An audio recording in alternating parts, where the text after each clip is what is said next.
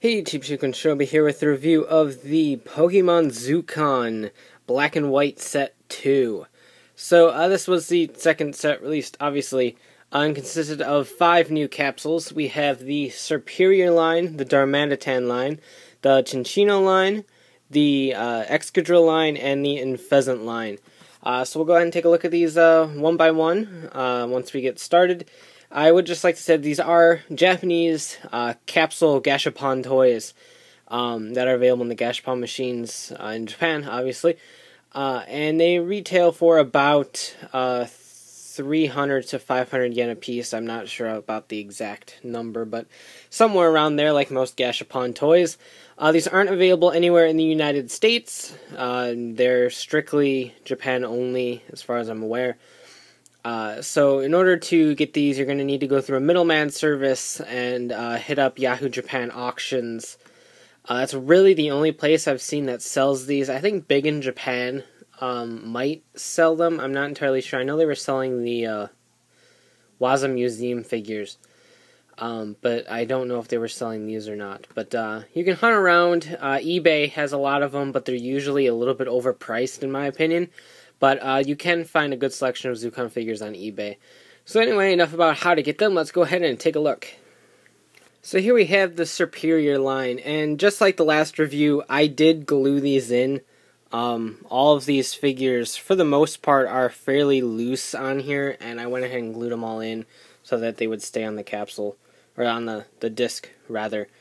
So the traditional black and white purple disc that we've all come to know at this point through the first set, featuring Snivy, Servine, and Serperior. Servine can actually pop off right now because the peg going up Servine's little butthole thing is not glued in, so Servine's got a little bit of maneuverability. But Serperior and Snivy are glued in.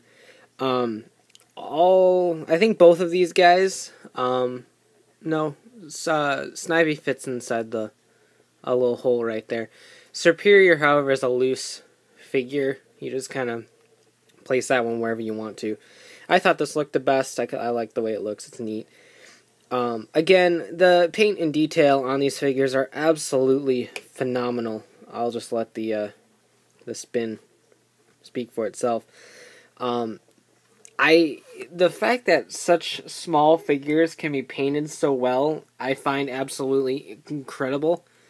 And that's one of the things I like the most about this line, is that it's very affordable. They look great. The scale is perfect according to the PokéDex entries. And I mean, look at even go as far as the detail and paint that's on Snivy right there. It's just absolutely fantastic. So I personally really, really love this line. So let's go ahead and take a look at the next one. So next up we have the Unfeazant line.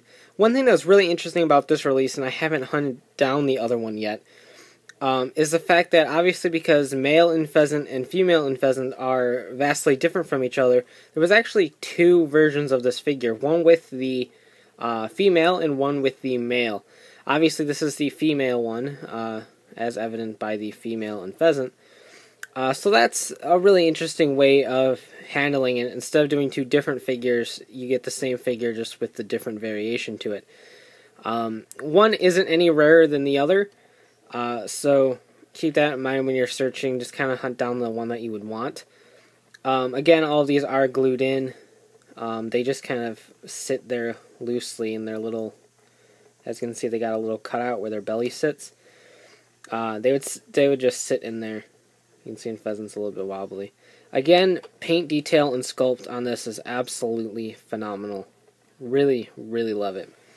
Since I forgot to show it on the Serperior disc, just down here it's got the Japanese names of the 3 Pokemon on there, 1/40th scale.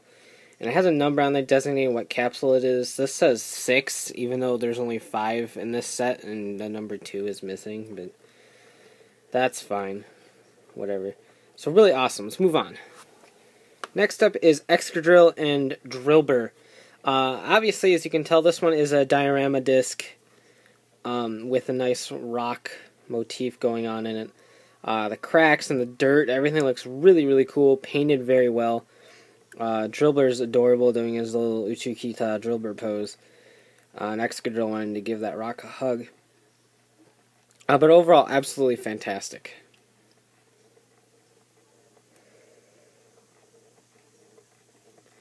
On the back here we got the traditional information.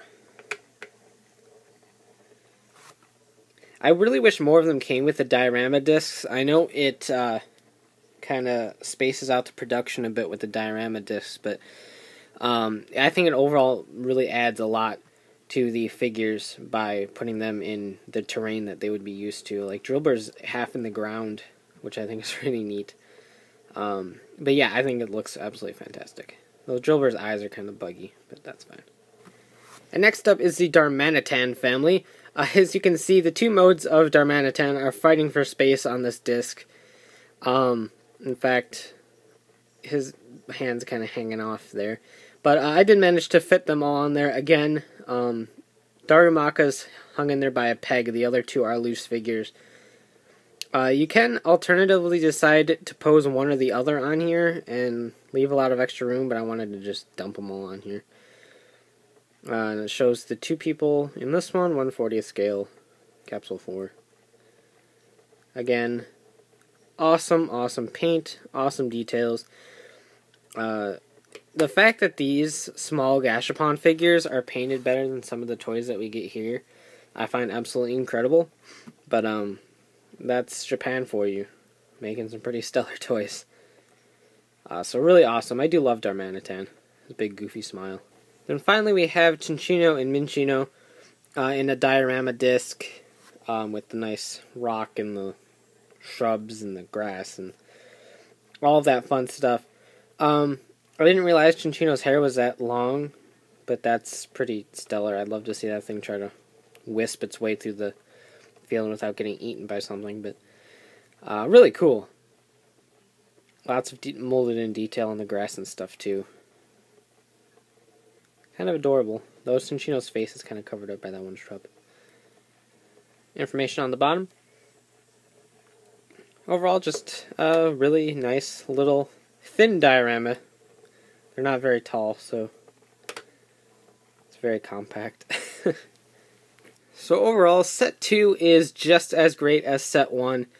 Not any standalone figures like Zekrom and Reshiram were in the first set, but there is a nice, interesting range of Pokemon. I mean, you have the Serperior line, Darmanitan line, Cincinno line, Excadrill line, and Unfeazant line. And the Unfeazant line does have 2 variants. So that's always a fun little mix and match going on.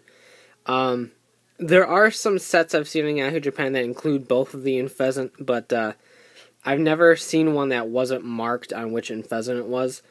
So all you have to do is really take an eye on it and see which Unfeazant you're getting when you make the bid.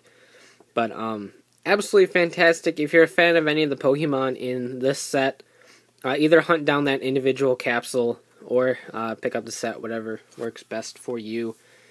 I love these figures. I can't recommend them enough. Yeah, they don't do anything. They are just statues, and by gluing them onto the bases, I made them even more statue than they already were. But I love the detail. I love the paints. I love the sculpts. Just everything. They're in scale. They're collectible. They're affordable.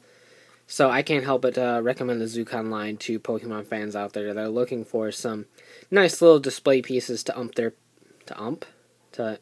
Pokemon collection. There we go.